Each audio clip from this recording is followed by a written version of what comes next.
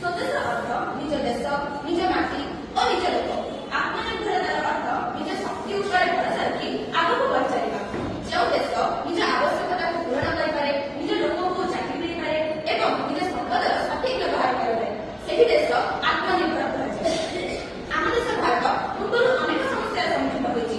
ବିଦେଶୀ ଶାସନ ସମୟରେ ଆମ ଦେଶ ଭାରତର ଉତ୍ପାଦନକୁ ବାହାର ଦିଆଯାଉଥିଲା। ସେହି ସମୟରେ ମହାତ୍ମା ଗାନ୍ଧୀଙ୍କର ସ୍ୱଦେଶୀ ଆନ୍ଦୋଳନ ଆମକୁ ଶିଖାଇଥିଲା ଯେ ଯଦି ଆମେ ସ୍ୱଦେଶ ଦ୍ରବ୍ୟକୁ ବ୍ୟବହାର କରିବା ତେବେ ଆମେ ଆମ ଅର୍ଥନୀତିକୁ ଶକ୍ତିଶାଳୀ କରାଇପାରିବା।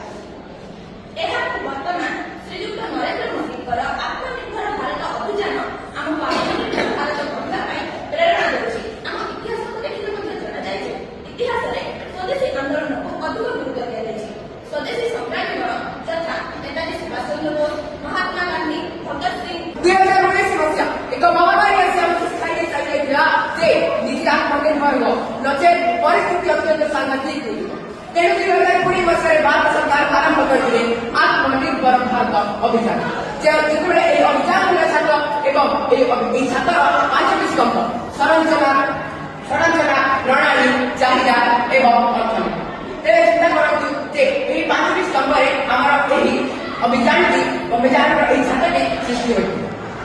ଏହି ସ୍ୱଦେଶୀ ଦ୍ରବ୍ୟର ବ୍ୟବହାର ଦ୍ୱାରା ଆମେ ନିଶ୍ଚୟ ଆମ ଦେଶକୁ ଉନ୍ନତି ପଥରେ ସ୍ୱଦେଶୀ ଆନ୍ଦୋଳନରେ ମହାତ୍ମା ଗାନ୍ଧୀ ବିଶେଷ ଭୂମିକାକୁ ଗ୍ରହଣ କରିଥିଲେ।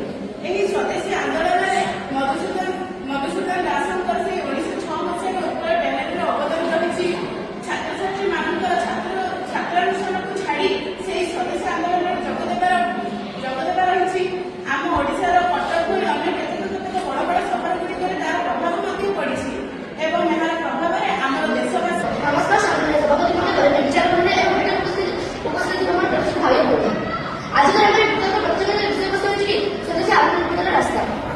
ତ ଏହି ଟପିକକୁ ଆରମ୍ଭ କରିବା ପୂର୍ବରୁ ଆପଣଙ୍କୁ ପ୍ରଶ୍ନ ପଚାରିବେ, ଆପଣମାନେ କଣ ଜାଣିଥିଲେ ସ୍ୱଦେଶୀ ଆତ୍ମନିର୍ଭରତାର ଅର୍ଥ କଣ?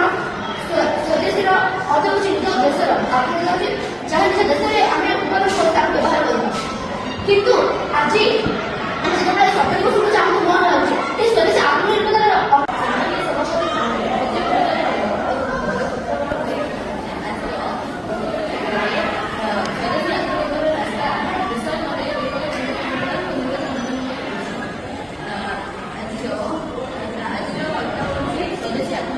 ସ୍ୱଦେଶୀ